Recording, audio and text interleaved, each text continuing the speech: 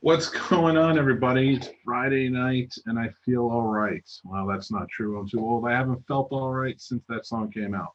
Going to the clubs. Uh, it's the showcase. It's third week of the showcase. Thank you all for joining in. I am here. I am excited. Uh, we have a great show planned for tonight. Third week in a row, another killer show with guests that I'm very excited to talk to. We have Mark Byrne, who is the director and writer of Remnants, which is world premiering next week at the Alamo Drafthouse in Winchester in July 18th. And some tickets still available. Make sure you check them out and go. I can't wait to see this movie. I can't wait to review this movie. I can't wait to talk to Mark, talk to Matt Burns, who's one of the producers and a friend of mine. They're both going to be on the show. And also, Moni Parra is going to be on the show. She's the director of an upcoming movie called K.O.A. Killed on Arrival Campgrounds. I am super excited to hear about this as well. Moni is right now, she's crowdfunding on Indiegogo. I will post all links to everything for tickets for the Remnants world premiere, for the crowdfunding for K.O.A., all of it. I want a lot of support for them and their movies. They look kick-ass. I cannot wait to see them all, see them both. And K.O.A. sounds like a very cool concept that's going to be filmed in November. So I'm looking forward to talking to Monty more about that and kind of see what the plan is and kind of where the story goes and everything. So, you know me, I love good filmmaking and I love indie film and especially horror indie. So I cannot wait to bring them on and talk some more. We also have, like I said, we have Matt Burns joining us, who's producing both movies. Like I said, he's a friend of the show, so we're going to be able to talk to him about it and the producing process of what's going on right now. I like the idea of getting the entire Remnants experience and journey, and now coming to the world premiere, and then also starting out with the crowdfunding for K.O.A. And get his view on that. You know me, I'm a sucker for a good producer. We also have a good friend of the show and the senior snobs alike, Mr. Matt Anderson. If you remember, he has been a guest on the shows on the Senior Snobs podcast. He is with Key 13 Film Partners. He has also been on this show, The Showcase. He was on the first episode with Sasha Monroe. They were guests that week. So he will be back this week again to join us, and we'll talk to him some more. So without further ado, I want to bring Mark on, director of Remnants. And let me get going here. Thanks again for joining, everybody. We're having a great time. So, all right. Mark, how you doing, buddy? Hey, how you doing? Thanks for inviting me along. Thank you for coming on the show, man. I'm really excited to talk about your project. And Yeah. world premiering next week. That's going to be awesome. I have tickets. I cannot wait to check it out. So that's great. Yeah. So, I want to talk to you a little bit about it. And I know you're getting very excited, very amped up for what's going on. And, just kind of see where your head is at, going into the world premiere. Well, with all this Corona stuff, it's been a weird year. We had this originally scheduled for April, and I had the film actually finished in March. So, had all the DVDs in, we're real excited. And then we had to cancel. The theater closed, and we rescheduled, and then we had to reschedule again, and then ended up in Winchester. So, the whole time I was just hopeful we get this thing in, because we just don't know what's going on. So many things have been canceled. So I'm just thankful, to be honest with you, that we're getting a showing. I was kind of doubtful there, but we went about a month and we didn't hear anything. And I was like, man, I don't know if we're going to get this year. Everything we enter, all these pop culture cons that we're going to show the movie, and one by one they've gone down, and so anyway, I'm just real thankful that we're we're a week away, so I feel like we're going to get this one in. But honestly, that might be the only showing we get the whole year. I mean, the way it's going. So well, it's been a very weird year. I hope that's not the case, but I am very excited to at least be a part of it, to see it. I've been hearing great things, and actually, now that we have him on, I'm going to bring Matt on as well, the producer of the project, one of the producers of the project, of course. And he linked me with you to be able to do this tonight, and I'm very excited for that. But can you give us sort of, Matt? Welcome to the show. Oh, got it. Yeah. How you doing, Matt? How you doing, buddy? Yeah. Oh, you can't hear me? You might be muted, my friend. Oh, you don't have any technical difficulties, everybody. Your mic is not on. You don't have a mic. So. Yeah, you can see his lips moving. Oh, there we go. Well, while he connects, so Mark, I want to ask you the premise of the show for anybody who hasn't seen it yet.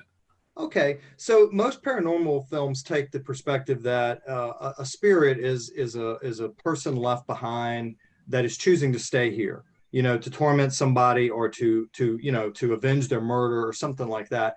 The approach on this one is that a spirit or a remnant, if you will, is not left here on their own accord. It's here because of a human being is holding them here. So, for example, if you killed somebody and you were guilty for it, you might be holding the person you killed here. You might also be holding a bad person here.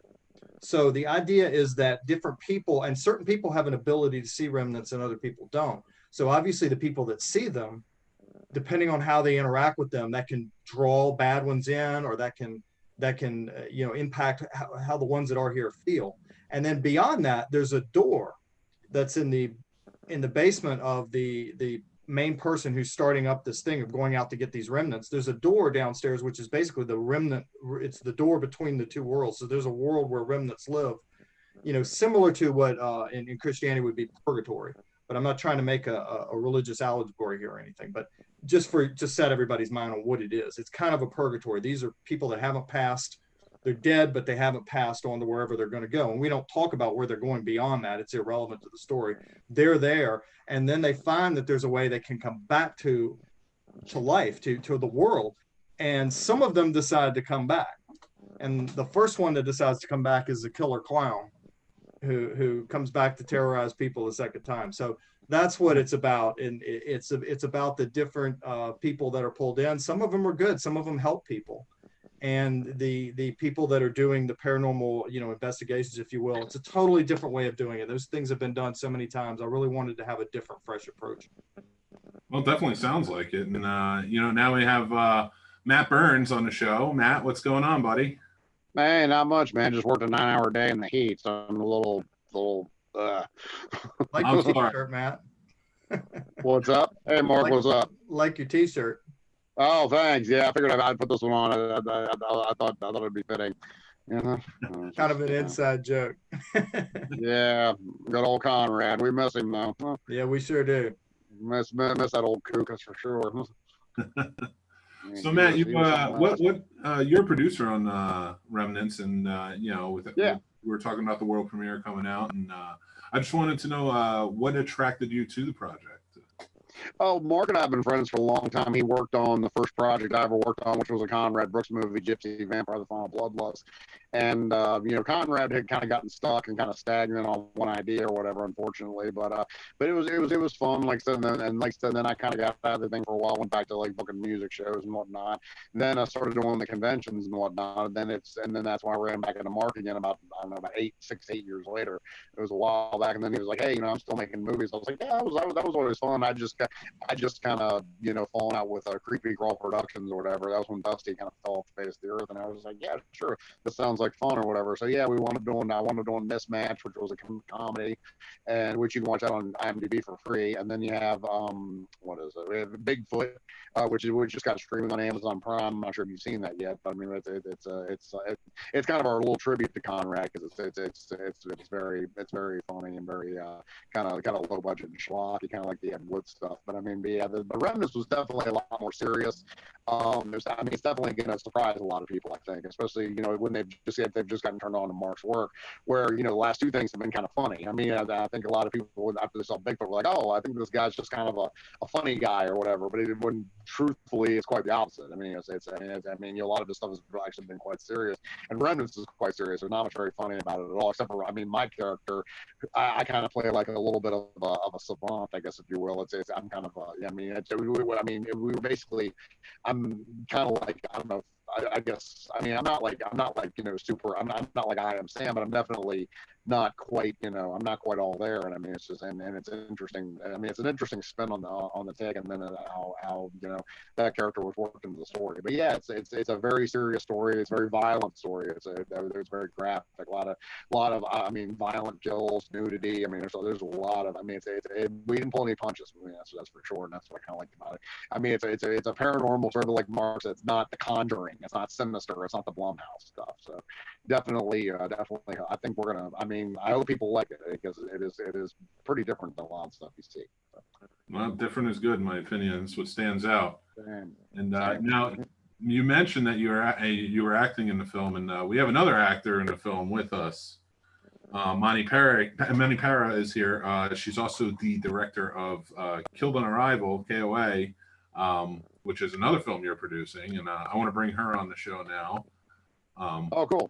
To talk about the film as well, and kind of get just the idea of both films and the journeys that you guys have gone through and making to Brought the DVD. If anybody can see can you see it? You are not on camera, sir. You are not on camera, Mark. Yeah, we can only hear you. Oh, okay. Am I on now? Can you see the DVD? No, not yet. Hi, Moni. Welcome to the show. Hi, guys. Thanks for joining us. Hello. We really appreciate it. Thanks for having me. Absolutely. We're very excited to talk to you about Killed on Arrival, which is crowdfunding now, and all the links will be up. Oh, there you go, Mark. We see you. Oh, wow. Okay. Welcome on. hey, Mark. Yeah. Hello. I didn't realize you guys couldn't see me the whole time. Sorry about that. No, it's fine. There's the DVD that you guys will see at the opening. We'll have copies of it.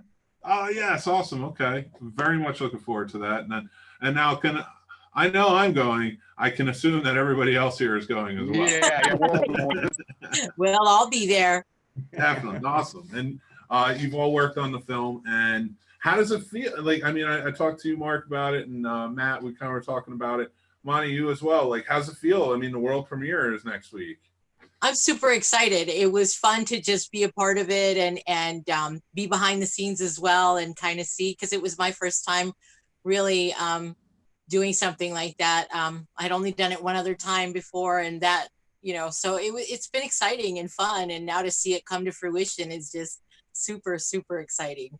Nice. I love it. And listen, I think indie horror is probably my favorite. Fucking indie horror filmmakers, because they're in my opinion, they're the most original. But don't tell anybody else said that. Just We won't quote you. And so you're working right now. You're crowdfunding for your film, and you're looking to film in November, correct? For K.O.A. Killed on Arrival. Yeah. We just started crowdfunding about 3 days ago, and have had a really good response. I want to thank everybody out there who has already contributed. We've raised about 1,500, just under 1,500 already in 3 days. And I can't say how much that just makes me feel so fantastic. Again, I had never done anything like this before. Write a movie. I mean, my mother is a writer. My mom is actually an author in Los Angeles. She writes children's books and is, you know, just a very successful author on the West Coast and worldwide now. And so to take on this kind of thing, for me, it was just like, this is so out of my character. I worked in the music industry for umpteen years.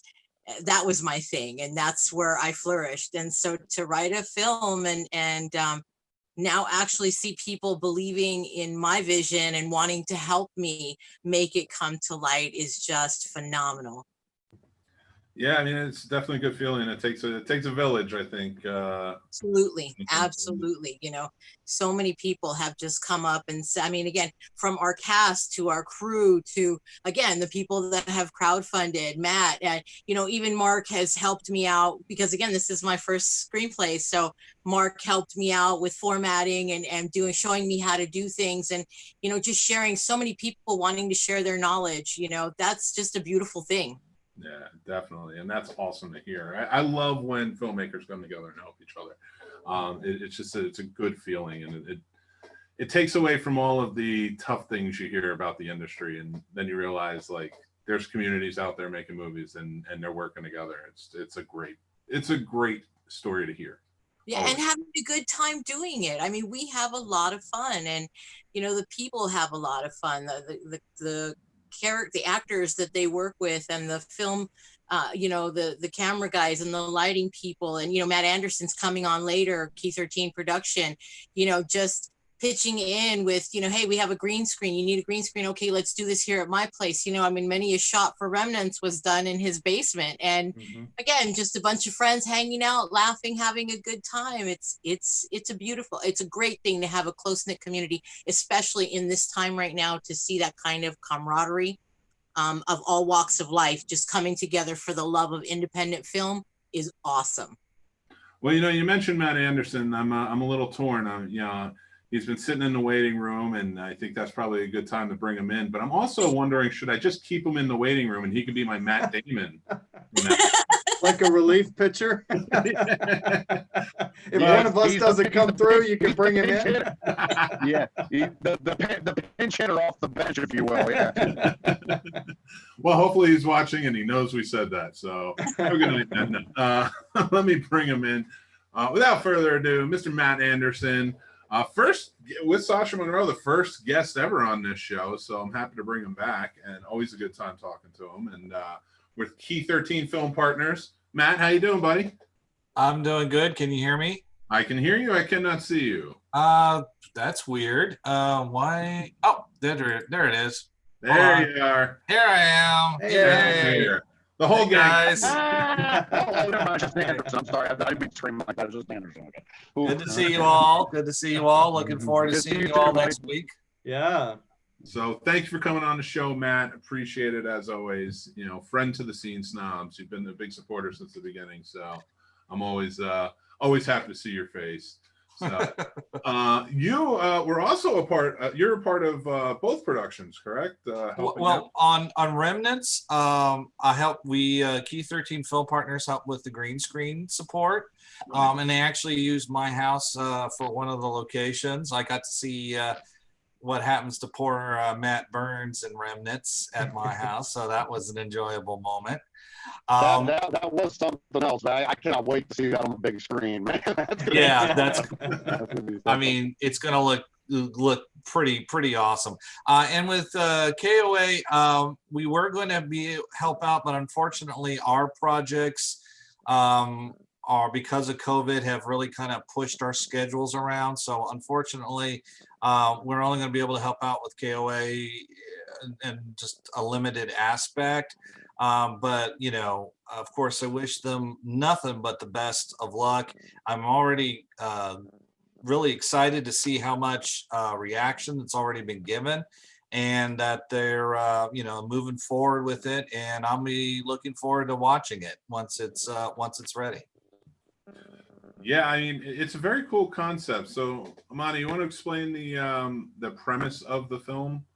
Well, it's about 9 people who go to the camp of Antietam, K.O.A, for a once-in-a-lifetime experience at Creekside Manor, which just happens to be on the K.O.A campgrounds. Creekside Manor is a haunted manor, a haunted attraction, and they're going for a unique weekend getaway. And what they think is just a fantastic, you know, beautiful campsite with a Halloween adventure turns out to be something else. There's quite a past to the area, and a lot of rumors going around, missing people and cults that used to be there and all kinds of stuff. So it's a lot of fun. It's very different, and I think people are going to like it. Well, it threw me for a loop. I was going to, I'm from New Jersey, and I moved here about 6 years ago into Manassas. I moved here just over a year ago into the Shenandoah area. So I was driving down to North Carolina last week, and where I see a big yellow sign that's K.O.A. I had no idea this existed.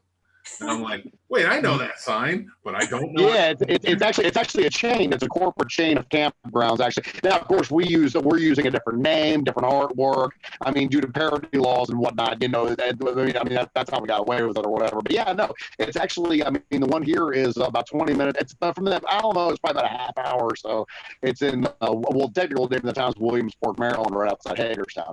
So yeah, but I mean, it's doing. I mean, it's actually a really cool place, and it's open now. You can go your. I mean, well, I think they close in the wintertime, but it's from like April to like November. I think they're open, and you can, and they have all kinds of cool stuff there. I mean, they have fishing, they have boating, canoes, stuff like that.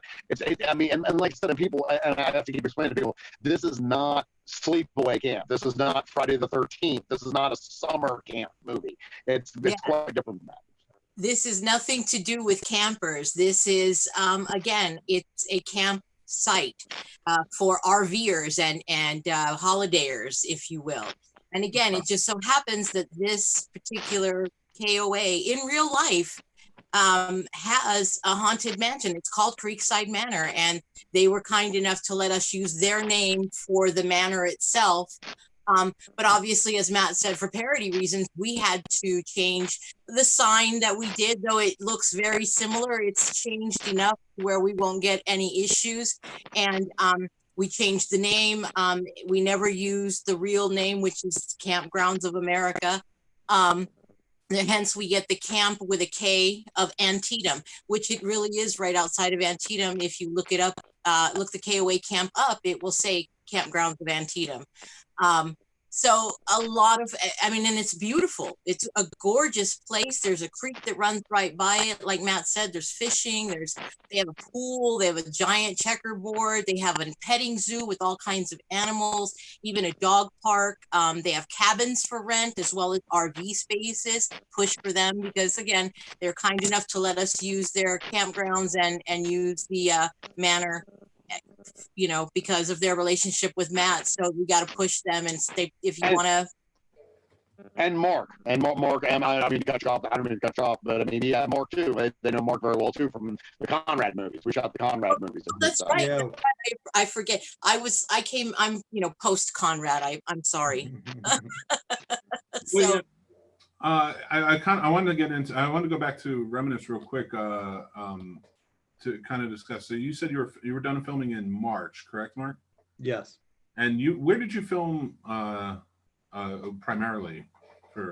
Primary location was Gettysburg, Pennsylvania, but we also shot secondary scenes in Martinsburg, West Virginia, in Frederick, Maryland, in Hagerstown, Maryland, in outside of Fairfax, Virginia, and in Washington, D.C. Wow, so this is a big undertaking with locations, especially, right? Yeah, that seems to be, you know, a few years ago, I used to shoot primarily in the DC, the DMV area, as people call it, market. But after shooting about 6 movies around here, I felt like I'd kind of gone through most of the locations and a lot of the actors. And I felt like, you know, I just start repeating myself, even if the script is different, if I'm going to the same locations, using the same actors, you know, I really needed to branch it out. And I decided with the movie Subconscious Reality to break it out into what I call Mid-Atlantic. And we shot up in New York, we shot in Pennsylvania, West Virginia the first time for that movie. And really ever since, with the exception of Mismatch, which I did as kind of it's a you know, a serious project, but I did it as a giveaway to people because I wanted to give back to the community. So that one, obviously I looked at cost and we just shot that one on a green screen and most of it in a studio. But every other movie since 2015, we have shot in multi-states, not just shooting around DC, but shooting all over the region. I mean, hundreds of miles from where I live. If that's where the location is and that's where the actors are, then we want to go up there and get them, you know? Oh, that's awesome. Yeah, I mean, that's a great way to do it, right? Yeah, I mean, plus it's a lot of experience that, you know, you gain in it. So it's fantastic. I can't wait to check that out. I can't wait to check to see where how that all plays out. You know, I'm a location guy. I started out in New York City. I wanted to get into producing, and I wound up in locations. So I've always been big on locations and films and, like, you know, what you look for and things like that. So that's very cool to hear. Now, how many months was it to film the movie? It was about a year, maybe a little under. It really went smooth. I mean, the only scene that we had to amend or something was one day we had planned to do green screens and we just ran out of time, and it turned out that was a blessing because we ended up doing them over with Key 13, which was much better than, you know, if you've ever set up a green screen with thumbtacks on a wall and lights at 9 o'clock at night, you don't want to do that. Trust me. Oh yeah. You're not even going to get started to shoot for 3 hours probably. And by then everybody's burnt out. So that literally was the only thing that we had to change. I mean, it really was a smooth shoot. Well, so that's not, I mean, that's pretty good for just under a year to film the whole thing, especially with that many locations. It was, if you don't mind if I ask what the budget was for the film? The budget was several thousand, but you know, we always try to limit the budgets on these because that's how they get done, honestly. Every now and then you have to pay extra money to maybe get a celebrity in, or you're going to have to pay for food, and you have to pay for travel is a huge expense is travel. But a lot of times these locations are, you know, you can get, particularly if it's abandoned buildings and things like that, obviously you just need the owner to let you, but you know, like the campground that K.O.A is using, or the hotel that we used in Gettysburg, those were comped for us because people, you know, it's publicity for them, one. And, you know, everybody's just wants to participate in this. I mean, I'm amazed at the community and how willing people are just to give of their time and you know, we don't necessarily ask for money, but just give of anything, you know, we can all come together on a positive thing. We're making a movie and we're not arguing about, you know, this or that. And it's just a positive thing for everybody. I think that's what people like to get involved. Yeah, and I've always found that too with movies, especially. I mean, people are just excited about it, and it's a great vibe to get into. And are you finding that too, Moni, while you're preparing?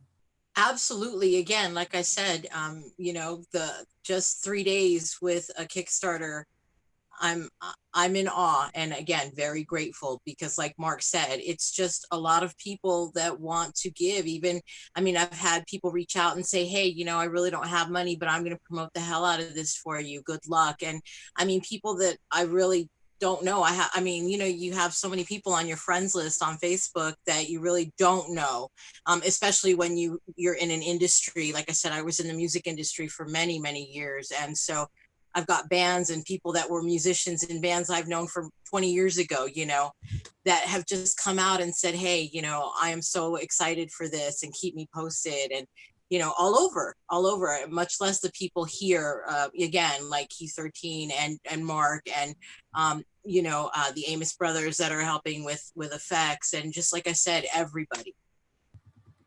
That's so, and to Matt, now you provided green screen work and such for Remnants and things like that. So, and I know you're putting together your own projects.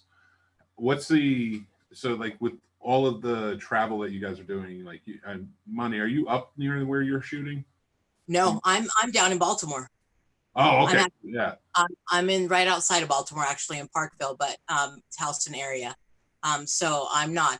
Now I'm getting ready to move up there, but you know, with all this COVID stuff, everything kind of, you know, I had planned to move up there this summer, or you know, late summer, early fall, and now maybe I'm looking at more like, you know, around Christmas time, just with the way things have been. So, you know.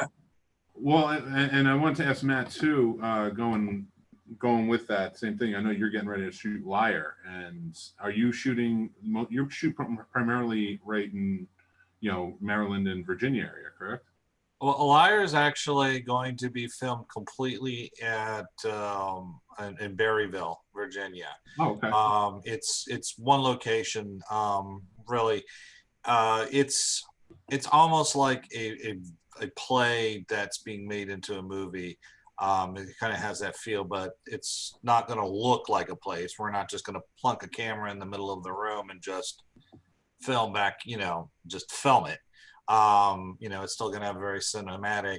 Actually, you'll get to see some test footage here on Wednesday. Wednesday's usually when we make our big announcements. So you'll actually see some test footage that we did during the rehearsal, as well as to get a chance to meet the actors that are in it and kind of just get a little bit of an idea of what's going on. You know, we definitely are filming. we're actually working on a project that is going to film all over the place, including several scenes in a car. And we're getting ready to, we're the scripts in revision. Originally, the idea was going to be a short film, but we felt that there was so much in there that we wanted to expand it. So that's why we're going to, so filming, like Mark said, you don't want to just to film in the same spots every single time, because that's gets boring and you get stagnant and it's just the same old thing over and over and over again. So you definitely got to keep moving. You definitely got to try and go to new places, meet, and as Mark said, you're going to meet a lot of different actors and meet a lot of different people the more you move around. So while Liar is very centralized, we have Christopher comes from Virginia, Emily who comes from Pennsylvania, and all three of us, myself is from Maryland, Craig's from Virginia, and Charles is from Pennsylvania as well. Matter of fact, Charles and Emily worked on Darkness Waits together.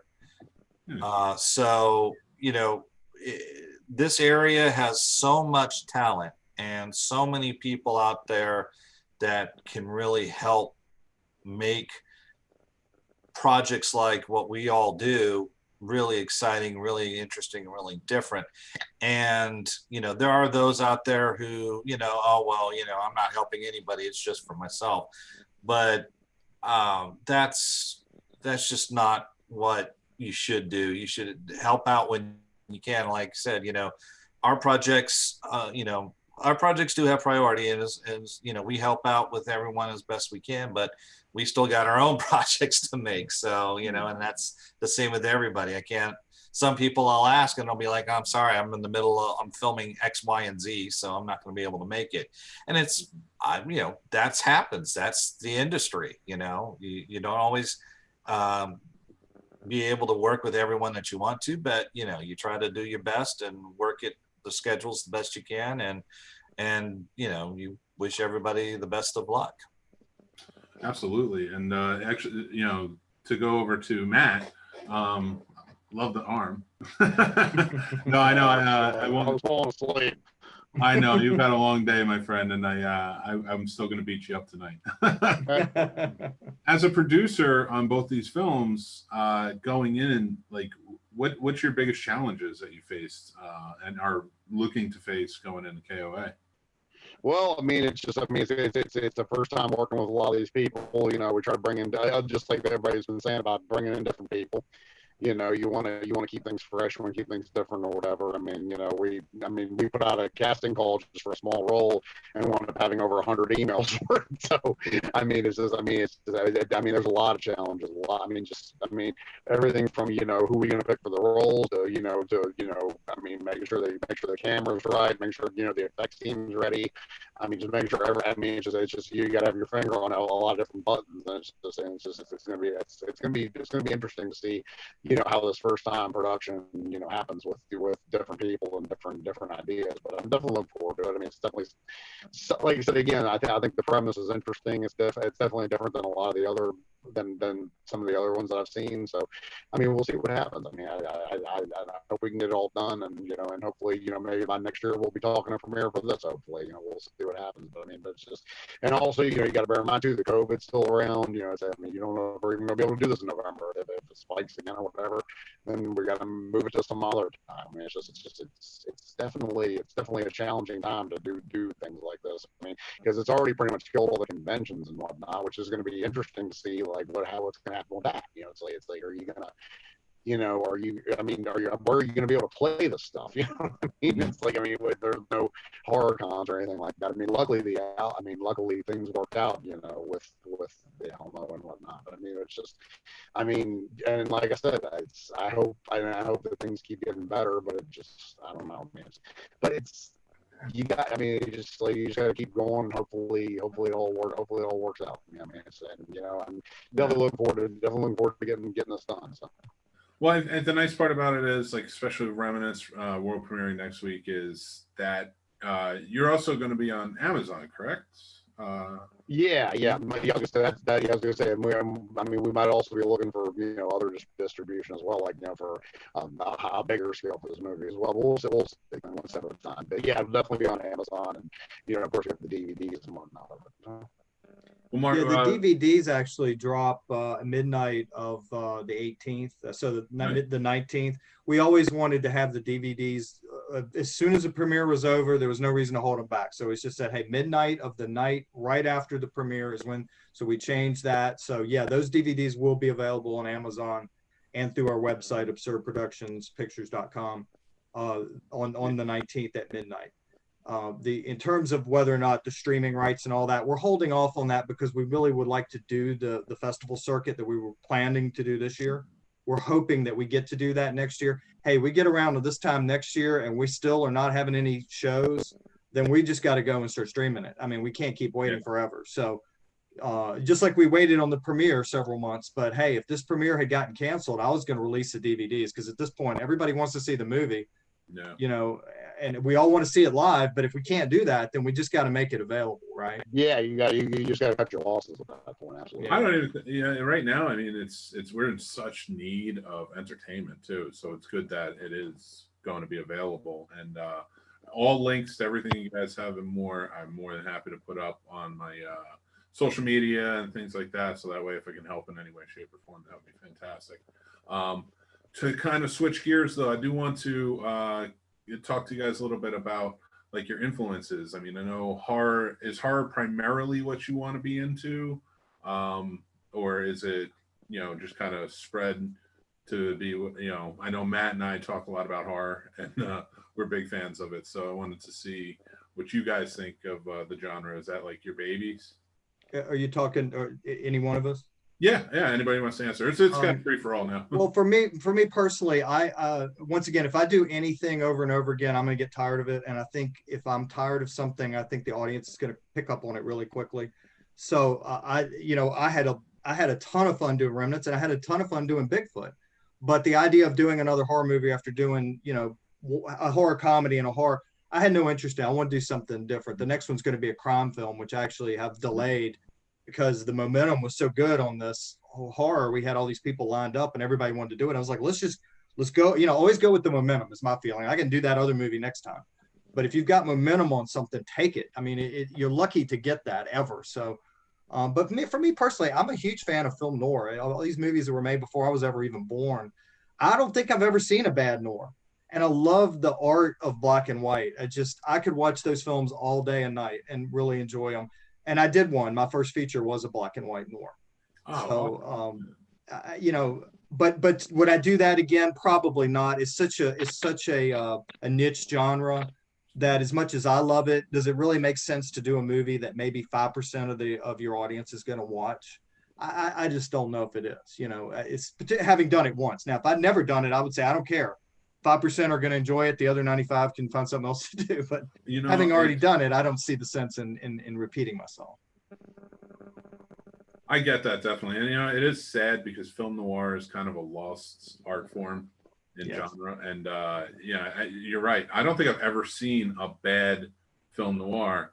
And I don't understand why more movies aren't taking from the old like B film noirs. I think one of my favorites of all time is Kansas City Confidential. Oh yeah, that's a good one. That was a great one. Oh, yeah. So it's not too far off by doing horror, because film noir is a very horror centric crime caper type. So it's not very different, but the subject matter can differ. But it's the audiences are similar in that they're very, very passionate. The horror audience is extremely passionate. So is the noir audience, except with the noir audience, it's about 50 people, and the horror audience is 50 million. So I mean, that's the difference in it. But there's definitely passion in. But when I did the noir movie, I had people begging me to be in the movie. I mean, ready to pay me to be in the movie. Oh, you're doing a noir. You got to put me in it. And they were good. I mean, they had theater backgrounds and stuff, and they just would come up to me. They reach out to me, and we had a clothing place let us use the clothes because they were excited that we were going to actually do a movie like that. They let us use, hundreds of dollars worth of clothes particularly for the female actors to get to wear. you know, there were period piece. And you know, once again, everybody just chipping in and helping. That's awesome. And Yeah, I'm actually looking forward to seeing that movie. That's I hope you have some copies there, Mark, at the Remnants premiere. I'll set one aside for you. Thank you, because that's what I'm looking for. I'm looking for that one. Set 2 aside because I want to see it as well. Okay. So it's, you know, so it's exciting to hear. And now, Matt, I know I've talked your head off about horror enough. We got to get more into the sci-fi. So I told you next time you're on the show, we'll talk more about sci-fi, and we will, I promise. But I do want to ask Moni, is horror more your genre? Like, you know, going into K.O.A, your first film, like, is that your... No, I'm like Mark. Again, this is something that it just happened. I never said to myself, oh, I want to write horror movies, or I want to write movies at all. It just happened. And so I figure I'm a fledgling. I'm up for anything, man. That's awesome. I love it. And I want to hear your influences. Anybody can take this, and please, you know, who are some of your influences in filmmaking? You know, I'd love to hear more from you guys about that.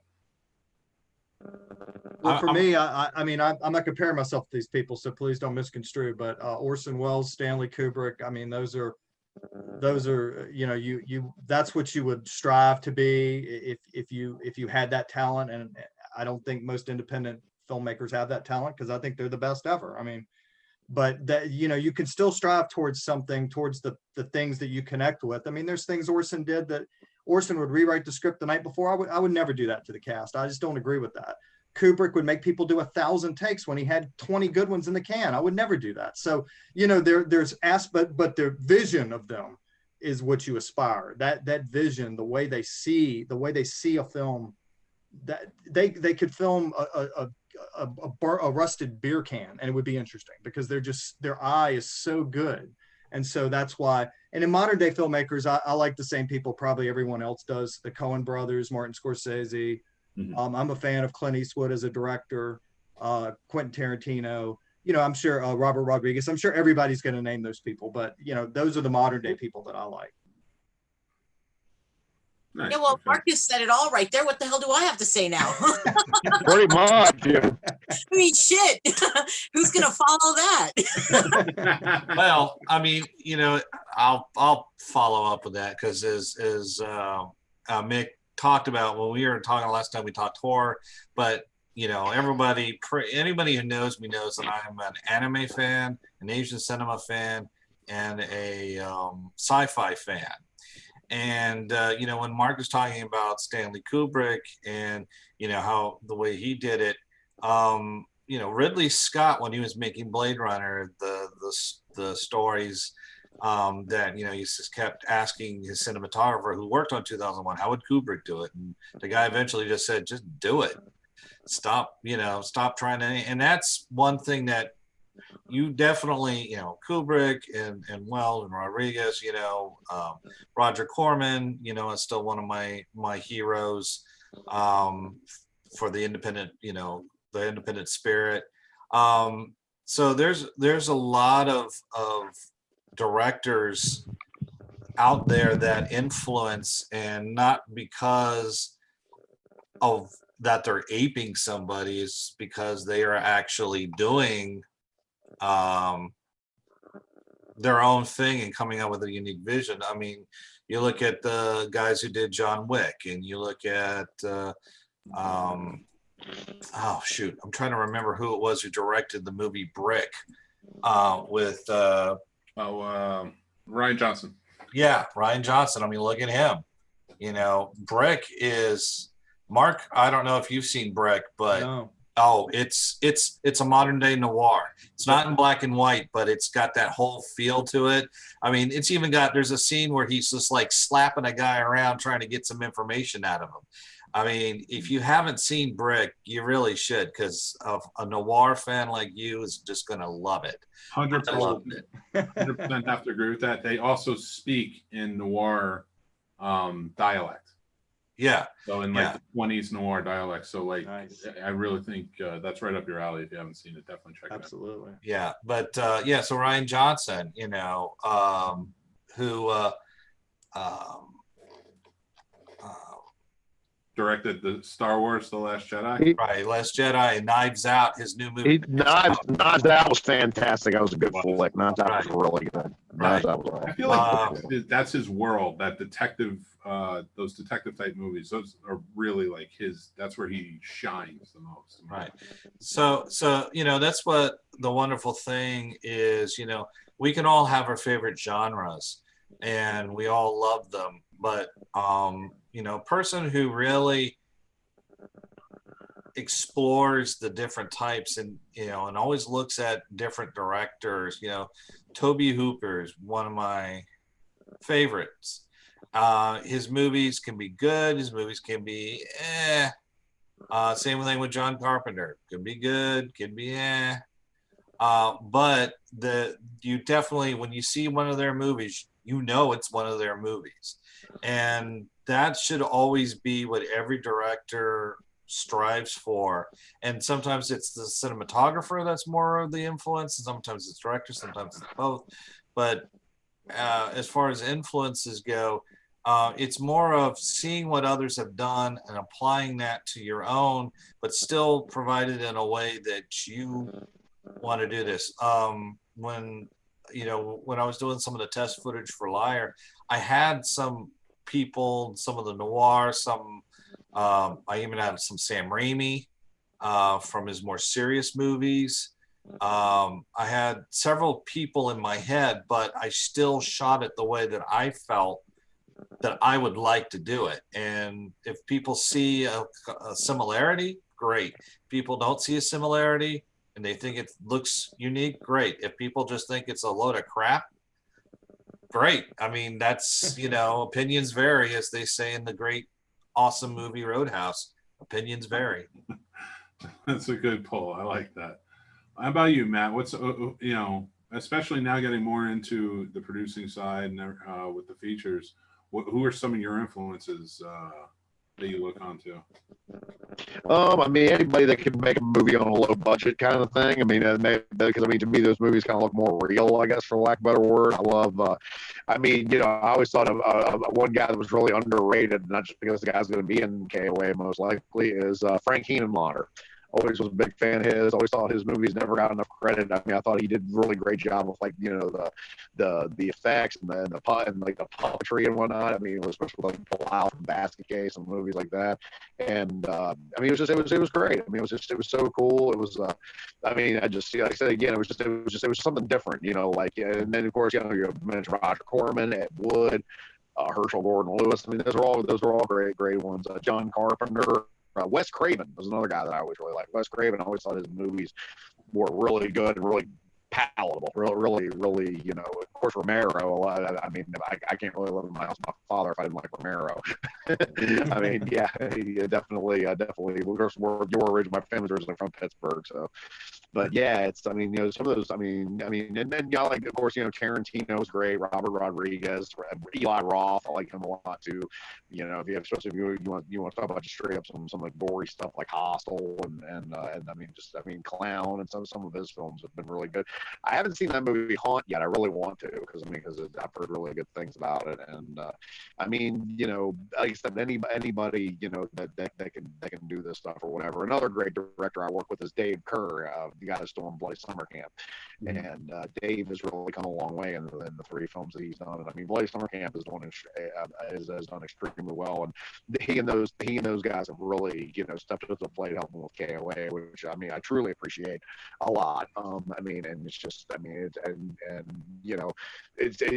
the thing, we can all learn from each other if we all just put our egos aside. Which some of the people around here, people in general, some people don't know how to do that. I mean, they either think they know everything or whatever. But I mean, it's just they but I mean, yeah, you got a lot of great directors out there, and I mean, you just can't. I definitely can't. I can't think of just one. But I mean, I'm trying to think of Ryan Johnson. Like I really enjoyed Knives Out. That was cool. so much good stuff. I mean, I try to, and again, I'm like these guys. I try not to be just horror. It's not the only thing I want to do. I'm actually looking forward to hopefully doing Mark's next movie with him. The crime drama. Just to do something different for a change. So it's just, you can't just do one thing. Otherwise you're just gonna get bored with it. So. But yeah, it's but there's I guess my list isn't really anything super out of the ordinary, but it's just I think that I think that you gotta have like a lot of different genres or else it's not gonna work. That's pretty much my list of things. Sorry for rambling. Like I said, I'm going off. Hey, listen, influences are influences, and that's a great thing. So I had a little bit of a game played if everybody's up for it. Just kind of get to know everybody a little bit more based on their movie choices. Let me pull it up here. So I have picked 15 years worth of releases. Now what that means is this week for 15 years, from 1979 to 1994, I've picked up like basically what came out in theaters this week. I'm going to give you a list of what came out from the years you choose.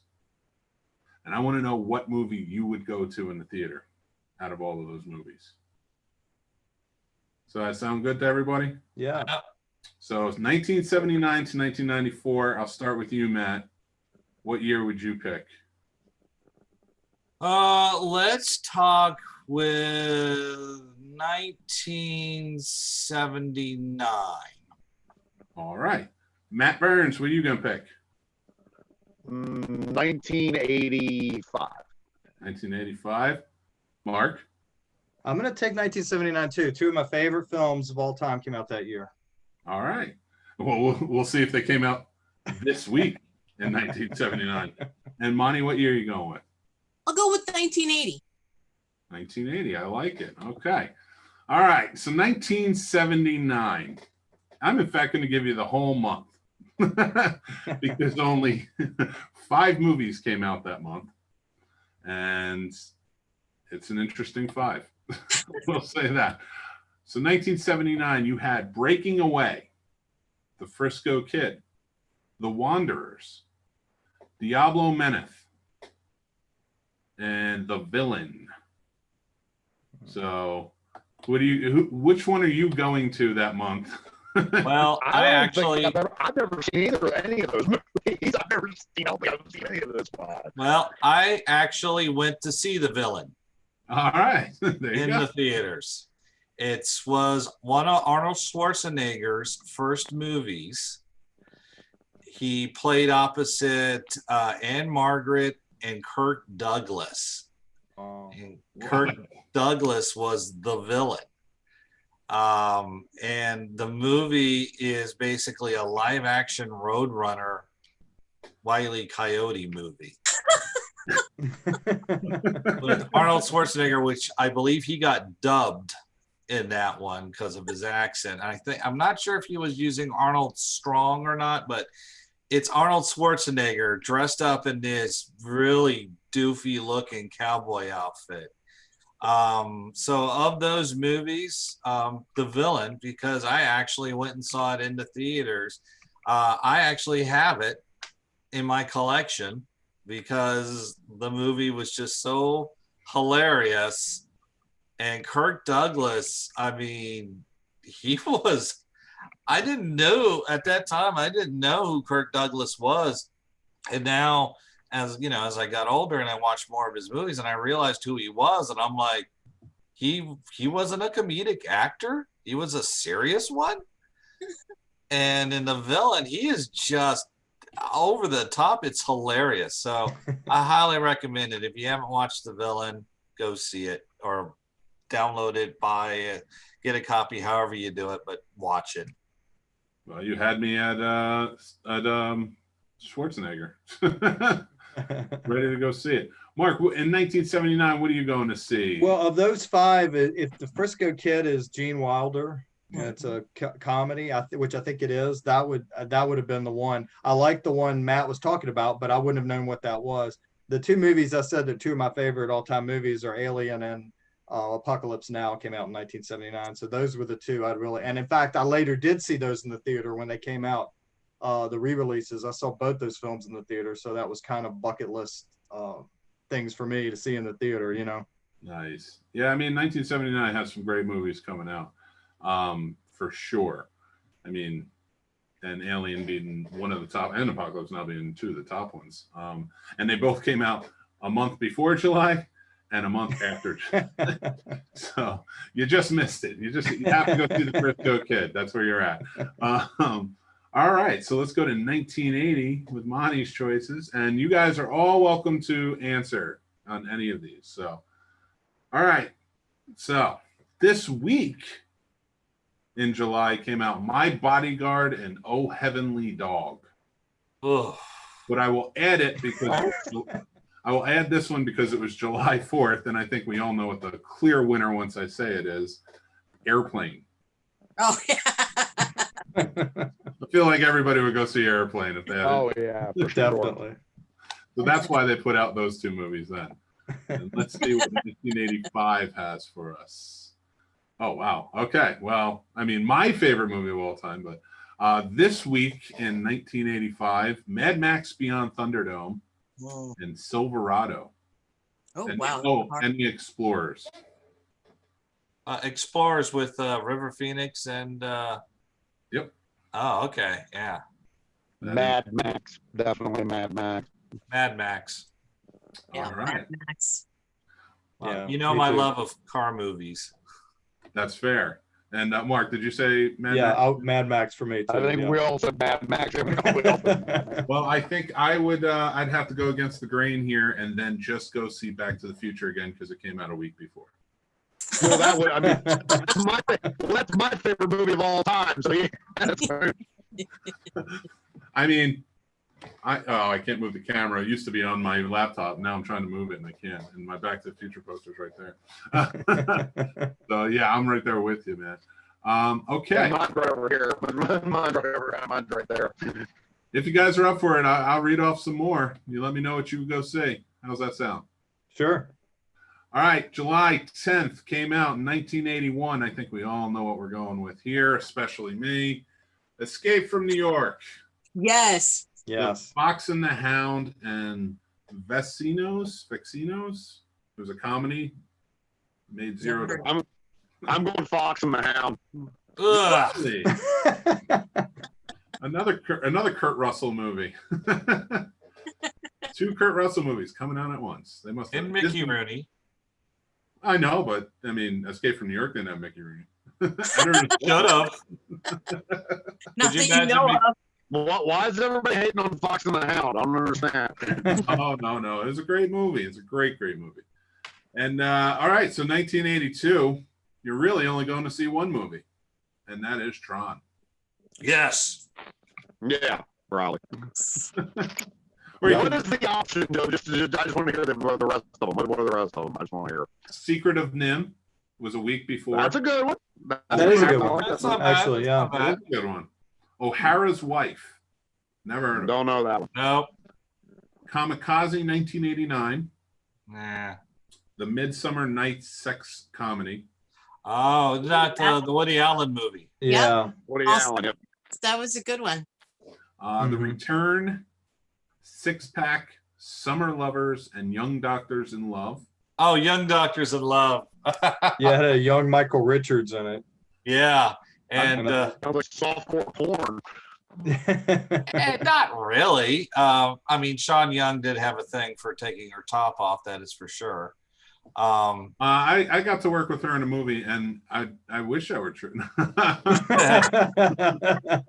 heard she was No not. She wonder was you a nice didn't take your person. top off on. You're In Young Doctors in Love, I believe it was Harry Dean Stanton. He's playing in the pathology lab, and he actually plays a practical joke where it looks like he dips his finger into a thing full of urine and tastes it and gives the chemical analysis.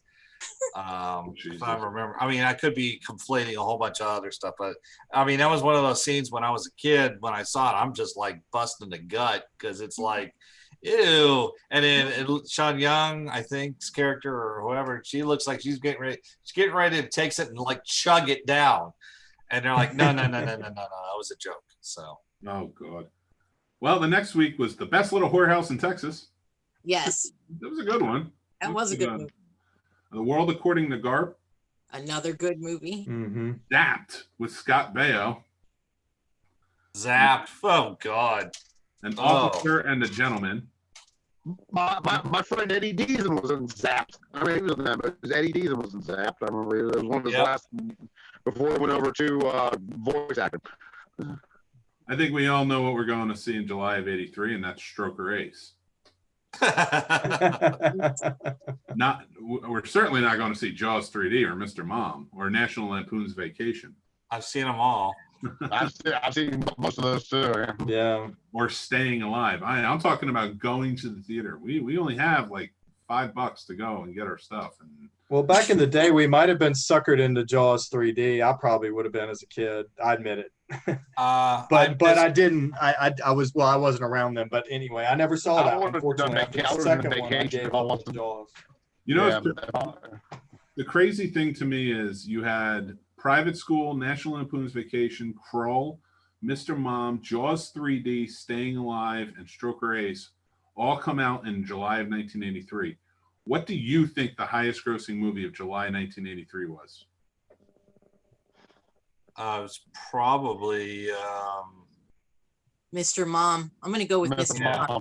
Yeah, I'm going to go with Mr. Mom too. That's what I was thinking. I'll say Jaws. Alive. Staying Alive. Oh my God. You know, Wow. wow. Well, actually, Staying Alive, he wasn't disco. He was in that in the Broadway. dance group. That's right. That's right. The Broadway. He was wearing tights in that one. That's right.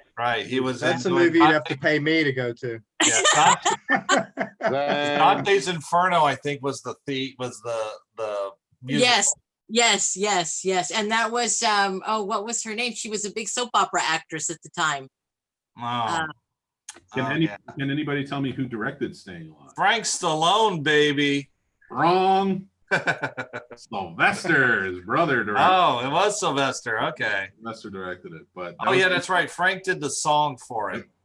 That's right. So here we are in 1984, and this is going to be a good challenge. And after I give it to you, I want to hear what you guys think is the highest grossing. I think that was kind of a fun one. All right, we have The Last Starfighter. Nice. The Muppets Take Manhattan. Good one. One Deadly Summer. Nah. Revenge of the Nerds. Cheech and Chong's The Korskin Brothers. It's grossing movie. Meatballs 2. And Purple Rain. I'm gonna go with Muppets. I'm going with Purple Rain. Purple Rain was the highest grossing. I was gonna say I gotta go with my man Prince. Yeah. I guess Muppets Take Manhattan. The downslope had started because after the Great Muppet Keeper, it just kind of. I don't even have. I'm not even gonna pretend to guess in 1986 what everybody's going to see in July. With all of these great movies coming out, I'm going to assume Aliens is what everybody would go see, without naming anything else. I snuck into the theater to see Aliens. Well, just to give you what it was up against: Big Trouble in Little China, About Last Night, The Great Mouse Detective, Psycho 3, Club Paradise, Haunted Honeymoon, Maximum Overdrive, Out of Bounds, The Flight of the Navigator. Well, I mean, Maximum Overdrive would be by far my choice. That's one of my favorite movies. I've seen all. I've seen pretty much most of those. I've seen a good bit of them too, actually. Yeah. You and 8 other people that year. Yeah, no, I would probably have gone to. I'm with you. I would have gone to see Aliens. Yeah, I would have too. Maximum Overdrive was a good movie, though. Oh, I would have gone to Aliens too. Yeah. One of my Maximum Overdrive was the movie that got me into horror. So that's all that. That movie will always have a special place in my heart. Plus, I know the guy that has the Green Goblin, and me and Tim are good friends. I mean, it was. I mean, so yeah, that movie will always be high up with me. It's a little sad that about now that I know that Big Trouble in Little China, didn't do well in theaters. Only made 11 million that weekend, but it was beaten so badly by About Last Night. Yeah, I mean, come on. Well, but that was Rob Lowe, and he was at his. He was a big That deal. was his biggest movie. He was in at his zenith at that period. Yeah. Yeah, he was teen dream or whatever you want to call it. Yeah. Yeah. So, Charles has said Staying Live. I guess he would go see Staying Live that year. So, let's see. What do we have on 1987? We have Inner Space, Adventures of Babysitting, Blood Diner. Oh, that's my favorite right there. Whitewater Summer, Jaws 4: The Revenge. Oh. And probably La Bamba came out, Superman 4: Quest for Peace. Oh, even worse than Jaws 4. Yeah. The Living Right. Daylights, The Lost Boys. Oh, there you go. That was an easy one. Lost Boys. Lost Boys. I mean, Blood Diner was great, but I think Lost Boys would definitely be my choice. That's one of my all-time favorite movies. Probably my favorite on this list. This isn't. Oh, and Summer School came out that month too. Oh, I remember that one too. Mark Harmon.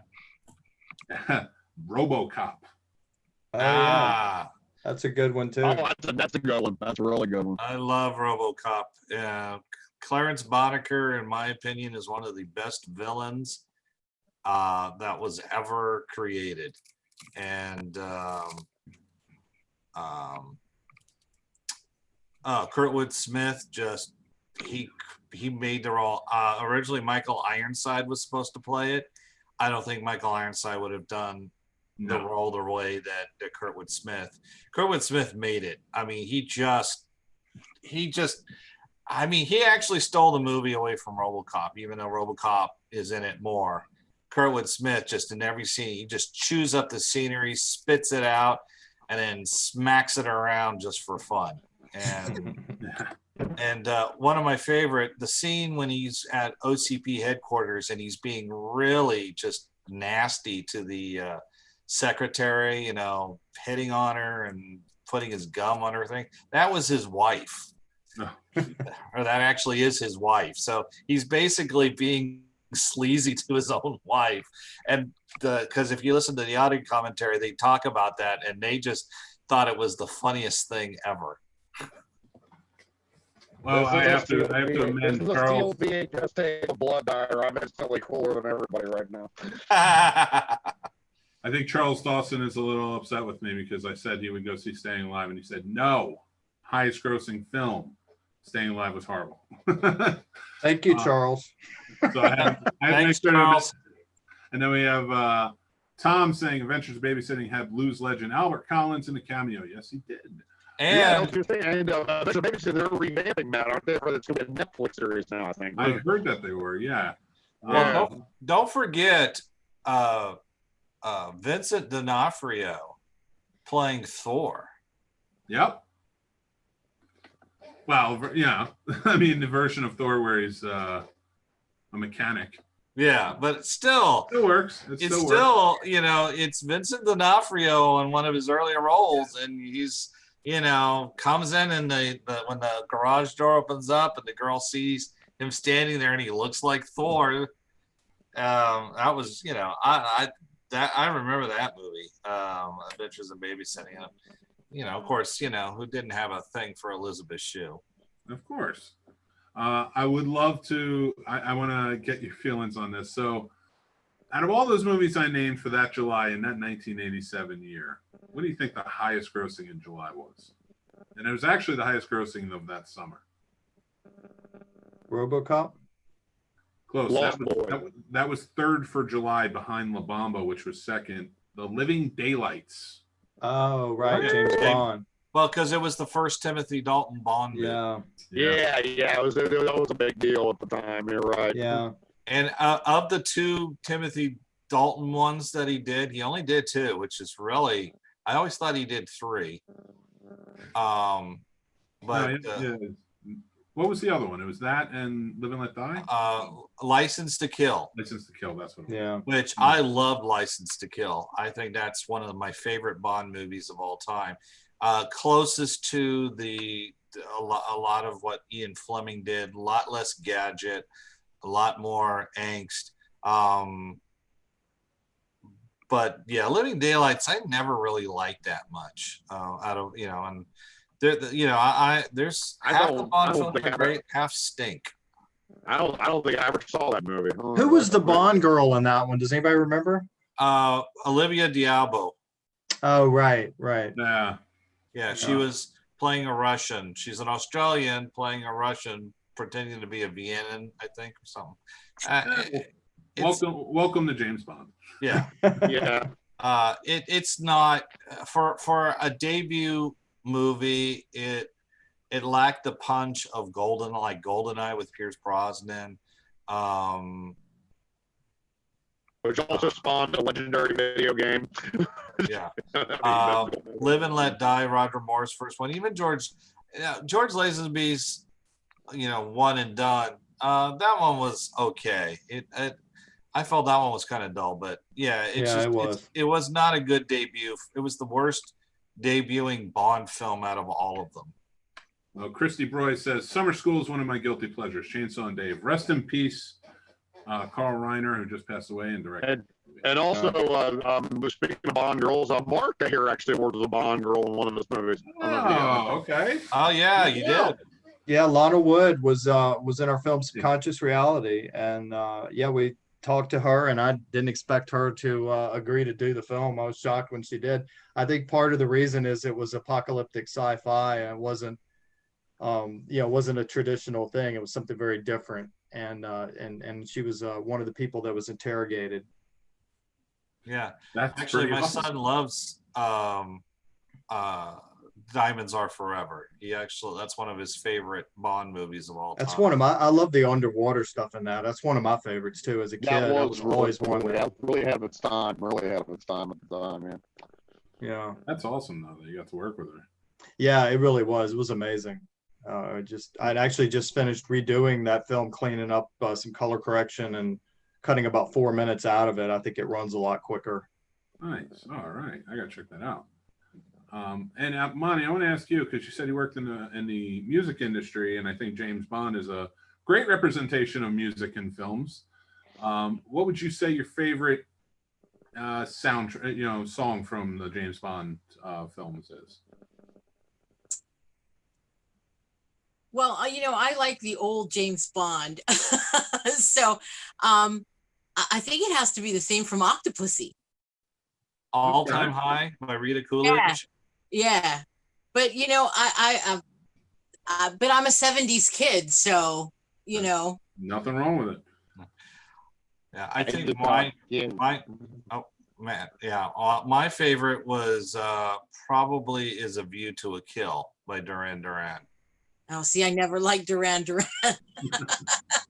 But I mean, really, there's not a bad Bond theme in any of them. I mean, really, even when like Gladys Knight, when she sings License to Kill, they put a beat right when she says kill, because it sounds like she's saying license to kilt because of where the beat hits. So it sounds like you've got a license to kilt. And I'm like, okay, well, maybe that would have been the Sean Connery version.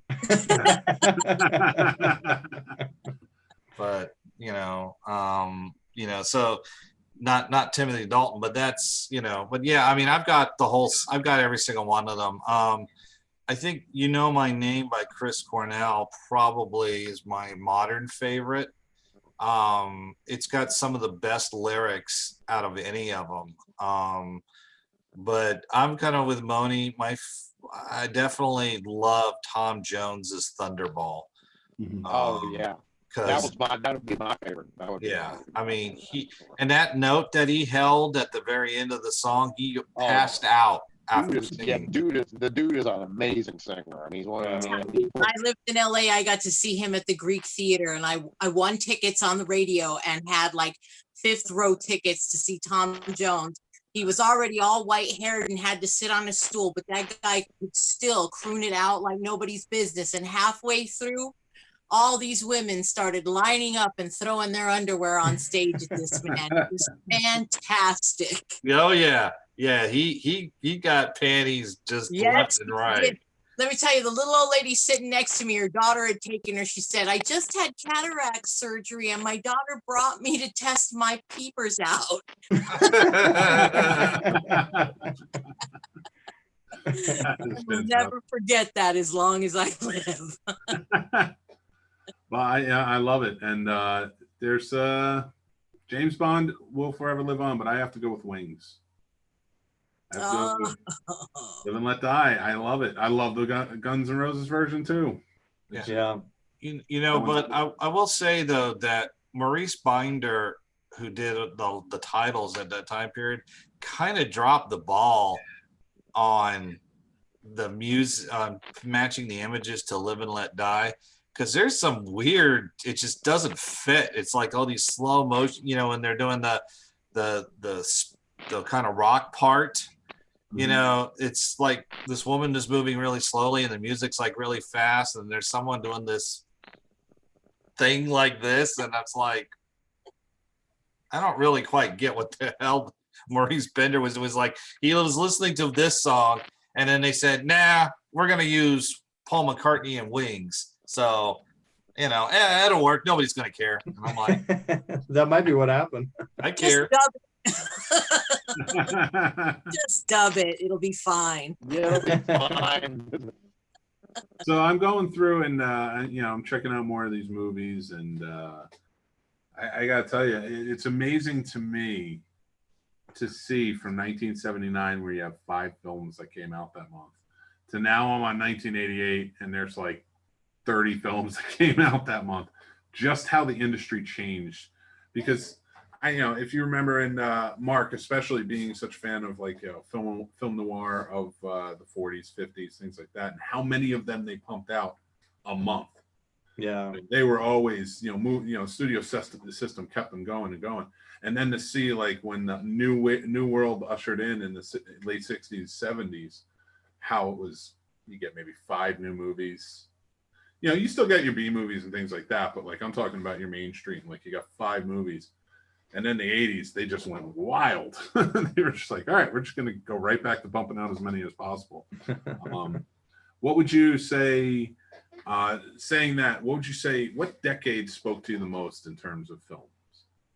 You know, like if you get, like, you know, a lot of people go back to 80s and what they offered, and the 70s and what they offered. But what would each of you say about which decade? I would probably say the 70s, even though I love the noir movies. You know, it was way before I was here to know. But I love the idea of the anti-hero, you know, breaking away from, after noir, you kind of went into this dead zone, you know, in the 50s with this P.T. Keene version of life that didn't exist, that everybody wants to go back to. But outside of noir, you didn't have that. And once noir went away, then you got into the westerns, and the westerns got better in the 60s, but in the 50s, a lot of those westerns were, you know, that squeaky clean good guy that doesn't exist.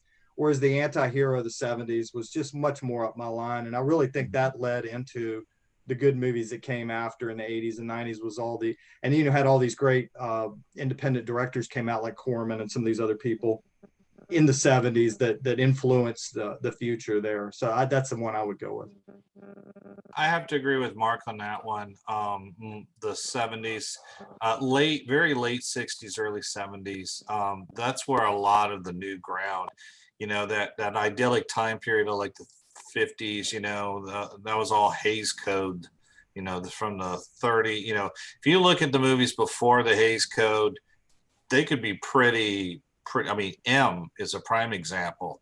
M would never have been made in the Hays Code. M would probably, now with the current climate, a movie like M would probably be hard to make today.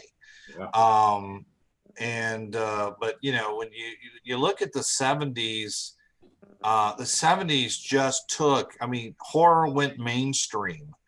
You know, Deep Throat brought adult film into the public consciousness.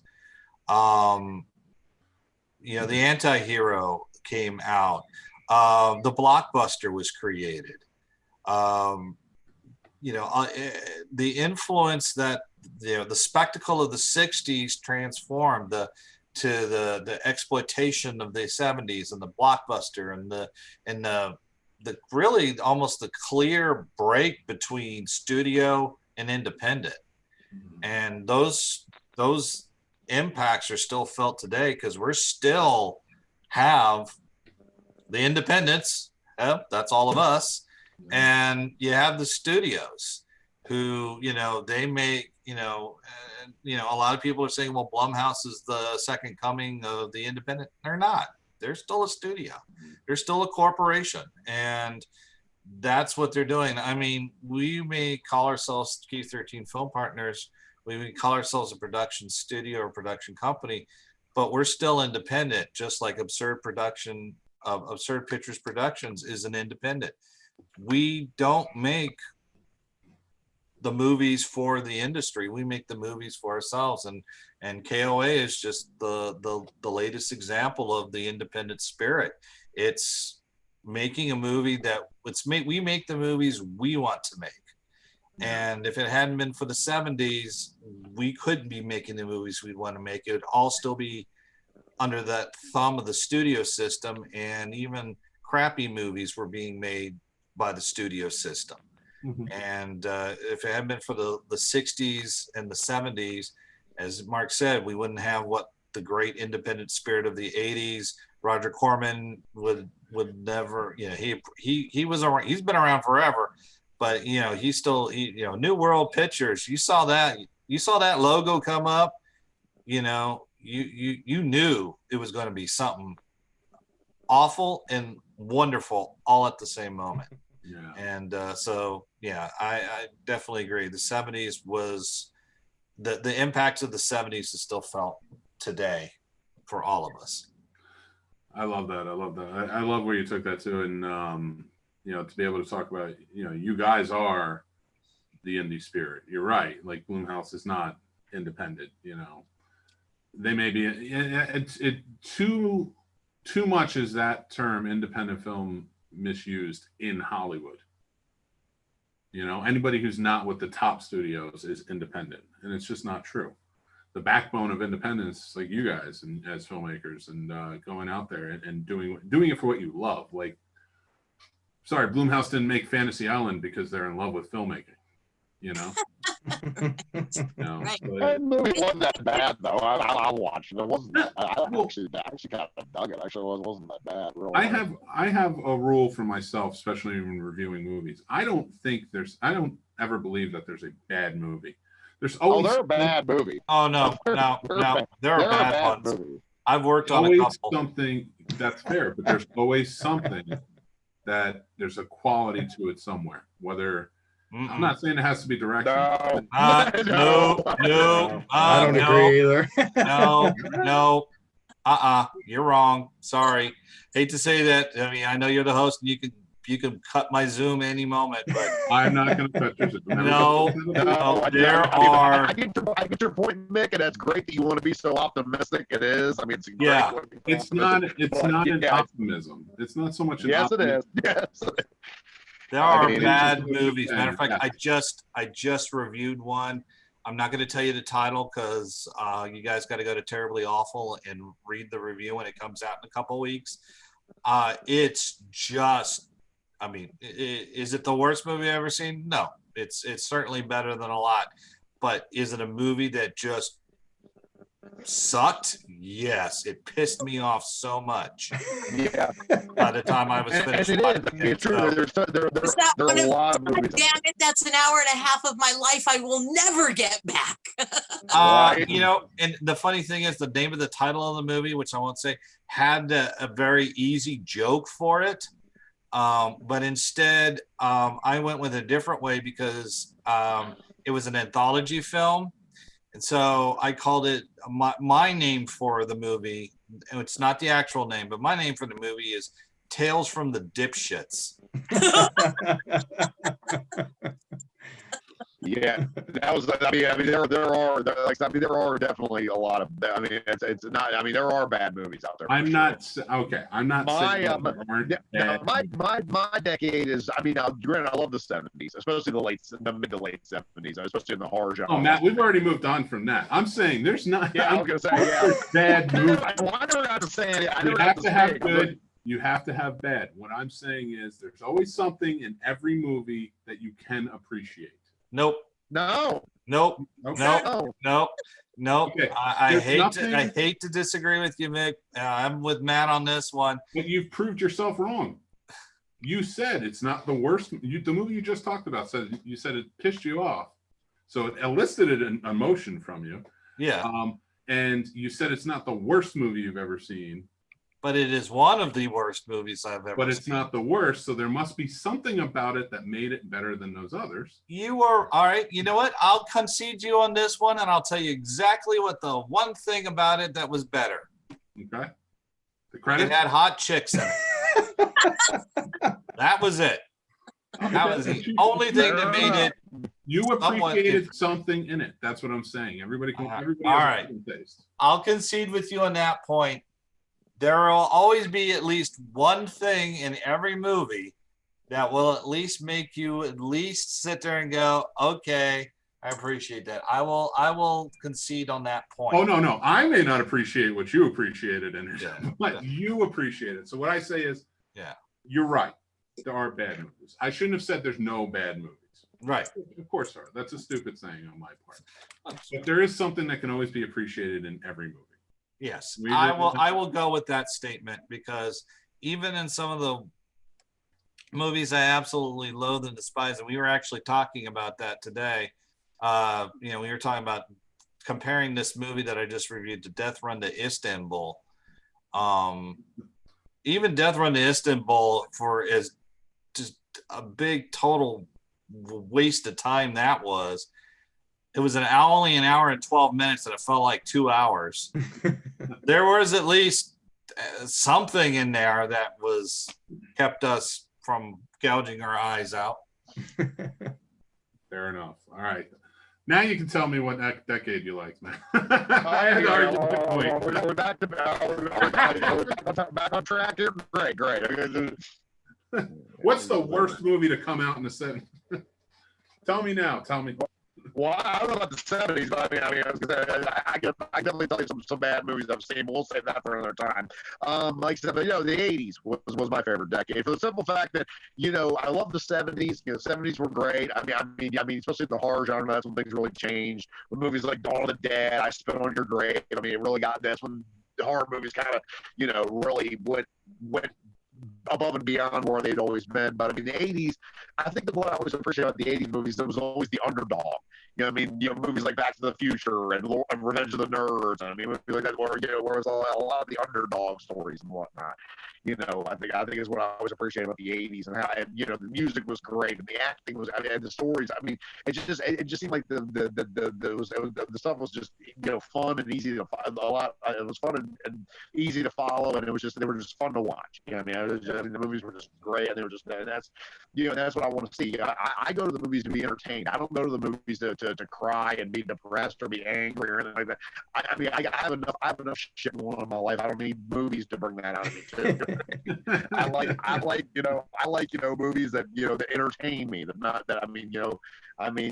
So yeah, so the 80s was definitely my decade of movies. Yeah, Matt's right on that. The 80s were definitely the underdog era. A lot of movies featured underdogs. He was talking about that. My first thought, Turk 182. Oh, of course. Yeah, I mean, Taps, both Timothy Hutton movies, as coincidentally. A lot of those movies, where you had the underdog, the nerd, the kid, the outsider, the Breakfast Club. Back to the Future. Back to the Future. Mark Byrne was kind of an outcast. Exactly. So the 70s was defined by its edginess and its busting of the conventions. The 80s definitely, I think, was defined. Grittiness. They definitely brought the gritty and the aggression out of it. Right. Something that you guys started touching on in the 80s was the beginning of special effects, and some of them were cheesy as hell, but some of them at the time were fantastic. That late 70s, early 80s set a big precedence for where we are now when it comes to, the use of the green screen and CGI. I mean, the beginning of the 80s was the forerunner for that.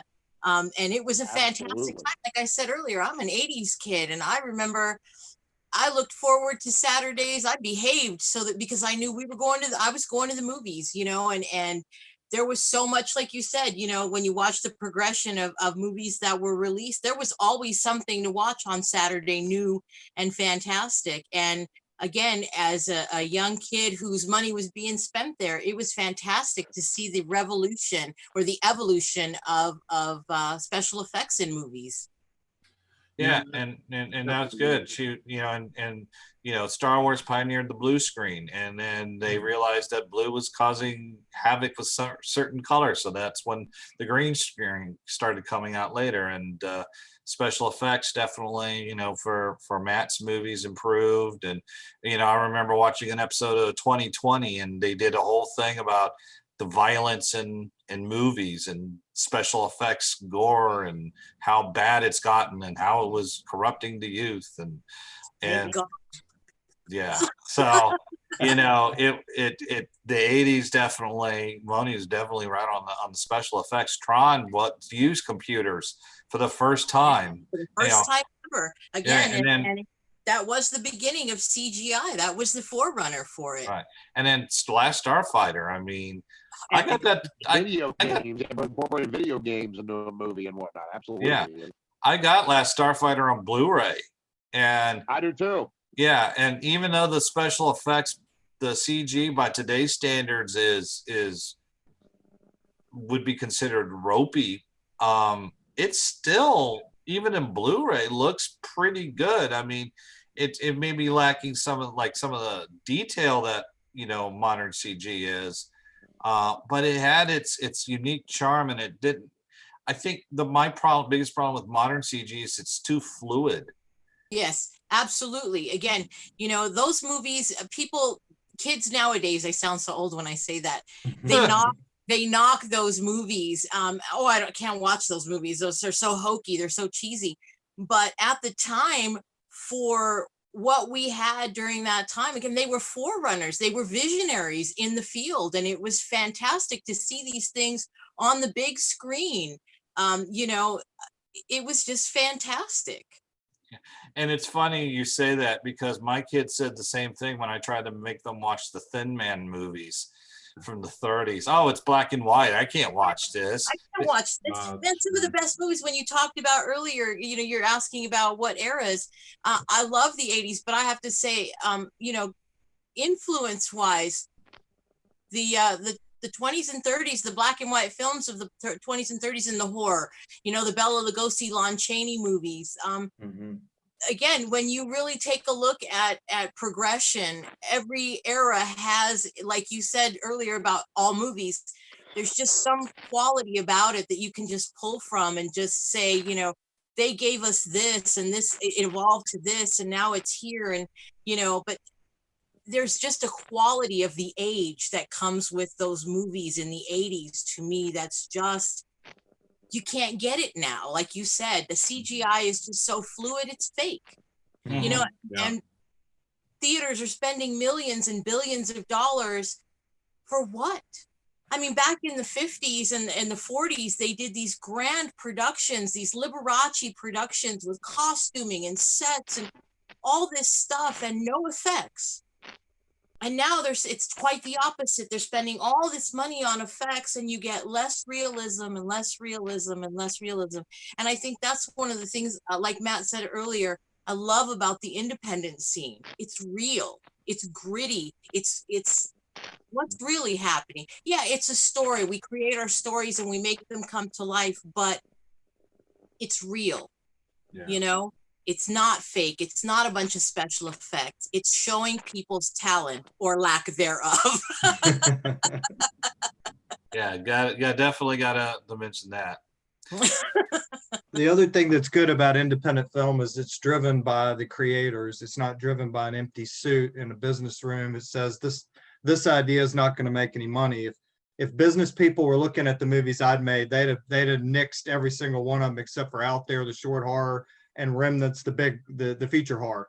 And maybe Mismatch, the comedy. They would have nixed science fiction, apocalyptic sci-fi, the noir, drinking drama, all that stuff. They would have nixed it because it wouldn't have made, that's why they remake all these TV shows from the 60s and 70s. I mean, because it's guaranteed money. It doesn't matter if it's crap as long as they make money. And that's why all of us are like, unless it's a specific director, we're not going to waste our time with with Hollywood movies. We know what it's going to be. What's the point? I'd rather go see K.O.A. that I don't know what that's going to be and be surprised than go see something where I can predict every single thing that's going to happen in a Hollywood movie and be right and be bored too at the same time. Yeah, that was that last Halloween movie for me. It was Moni was in the theater with me, and I literally was, I was literally picking it apart. Was not I knew what's gonna happen every day. Every time, like, that's gonna happen. Oh, he's just sneak up on her. Bam, there he is. Okay, and this was John Carpenter. I'm like, this is the biggest load of crap. I mean, it's the biggest cash grab I've ever seen in my life. Exactly what we said when the movie was over. You were like, that was the biggest cash grab. You know, that's why he did that movie, because it was just. Yeah, I mean, and you know, John Carpenter is a great director. Great. I mean, he's done a lot of great movies. I mean, still, I mean, we talked about a bunch of them on this during this conversation. We've mentioned all the great movies he's done. You know, and I mean, it's just, you know, but yeah, I mean, that movie was just, I mean, it just seemed like a cash grab to me. Actually enjoyed the new Halloween movie for what it was, but then again, I love the entire Halloween franchise, even the made for video ones and stuff. Hell, Halloween 3. You mean Resurrection with Busta Rhymes? That's my least favorite out of all of them. That's everybody's least favorite. Yeah. And you talk about cash grabs. Yeah, but I loved, you know, for me, one of my favorite movies is still Halloween 3. Oh, I love Season of the Witch. That's my movie, right? Yeah, I mean, you see, and that's the wonderful thing about, you know, yeah, some of these movies are cash grabs, and definitely, you know, Blumhouse and some of those, and I'm not knocking on them. I mean, they're making movies. They're at least trying to do something, but there's just so much out there that's not getting done. You know, there's the thing called the blacklist, which is all the, you know, it's a list that constantly gets updated of the best movies never made. You know, right. That the reason why they're not going to make, as Mark said, they were not viewed as profitable, or they're not viewed as this, or they're not viewed as that. I mean, I'm watching some of the movies, you know, one of the great website or YouTube channels I watch is CinemaSins, and they did Sonic the Hedgehog. Now, I didn't say I loved it, but I enjoyed Sonic the Hedgehog. I mean, it was predictable and everything, but like, you know, they just completely, the group just completely picked it apart, just every single thing that was wrong, you know, everything that was wrong with it, with Sonic the Hedgehog.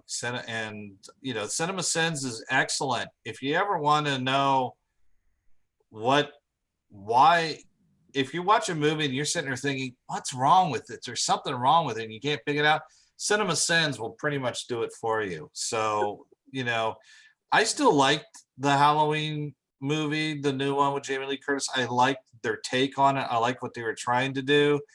Was it a cash grab? Sure, absolutely. You know, I even enjoyed the Rob Zombie one. But I prefer the theatrical to the unrated cut, because I thought the unrated cut had some unnecessary and just exploitive stuff in it. So, you know, it's always going to be hard to watch, you know, some movies you watch and you enjoy just because you enjoyed it, you know. But if you look at some movies, and you're going to see it, even James Bond, Goldfinger, that movie is one of the worst written films ever made. But it's still one of the most entertaining, because they still, even though they didn't like, you know, even though the writing stunk, they made it enjoyable. And that's one thing that I do like about when you're with the independents, is that I may not like all the independent films that come out. You know, there are some films that just stink, and but you know, Nothing good about them. Come on. Well, even if there is, they still stink. It's an accomplishment. It's an accomplishment. I mean, you make a film, it's an accomplishment. And Yeah. you finish it. I think that's my point ultimately. Anytime I'm reviewing a movie, at the end of the day, if you made this, you accomplished something that many have set out to call a goal. Right. Oh, for sure. Oh yeah, and and they may not succeed in every way possible. That yeah, they made a movie, and okay, so they get their participation trophy. But they definitely should be rewarded for what they've done, and by in sales, and that usually is what happens on the sales. But then that's not always the case either. Big Trouble in Little China, The Thing, both of them bombed. Yeah, the Big Lebowski was a bomb in the theater. Yeah, these were all bombs, and yet people loved them. People had hooked up to them, and so you regardless of a movie is a cash grab, or regardless of it whether it's good or not, as Mick says, there's definitely got to be something in there that you liked, and I understand a lot of people didn't like the new Halloween, but I did. But maybe I'm biased because I like the entire Halloween franchise. So it's possible, definitely. There's a lot of people that are. And they grabbed my cash. I gave it to them willingly. I bought the Blu-ray. I gave them too. I mean, so it is what it is at the end of the day. So I think that's a good place to kind of start wrapping up. And I just because everything you said, indie films are the backbone. I think we can all agree there. Like, you guys are indie filmmakers setting out to accomplish something that, like I said, many have set out as a goal, and very few can actually achieve that goal. And that's a hell of a thing. And I always love watching your stuff, stuff like that, indie films like that. And I look very forward to seeing Remnants next week. I look very forward to seeing K.O.A. I look very forward to seeing Liar. So I appreciate you guys, and I appreciate you guys coming on the show to talk about it. And anybody who's watching right now, make sure you buy your tickets for the world premiere over at Alamo Winchester for July 18th for Remnants. Please get out there, go support indie filmmaking, especially local indie filmmaking. That's so important. And right now, K.O.A. is crowdfunding for their movie, so go out and support in that way too. Be a contributor. This is what's important. I hear so many people saying, let's support art, let's support art. Filmmaking is an art just as much as anything else is. Yeah, and and there's so many ways that you can support. It's not just money. You can contribute in a lot of ways, getting out there, spreading the word, putting people's names out there, just there's a lot of ways to contribute, not just financially. Right. And, like what we're doing over at Q13, we are asking people if they can't donate or give us, help us out financially, or if they want to know where their money's going, we have a list on Amazon of things that people can get to help us do better. We're doing good right now, but we can do better. We want to do better. We will strive to. You can always do better. You can always do better. That's, yeah. So and then people. No movie is made without people. You got to have, from the PA that's getting the water. That water may save somebody's life. I know. I've been on a set where we had an actress almost pass out because nobody was paying attention, and fortunately I was, and I made sure that person got the water they needed. But I mean, from the PA to the director, if you can't give money, give your time. And if you can't give the time, share that movie. I mean, there's so many different ways, even like the bad review I did is still going to help the movie. People are going to go watch it because they're going to sit there and go, it's not that bad. There's something redeemable about this one. Got hot chicks. That's all I'm going to say. So I'll be putting up on my social media everything, all your links and things like that, and supporting along the way. I can't wait to see what else you guys have going on. So if you have anything else that you want to promote, please feel free to come on the shows.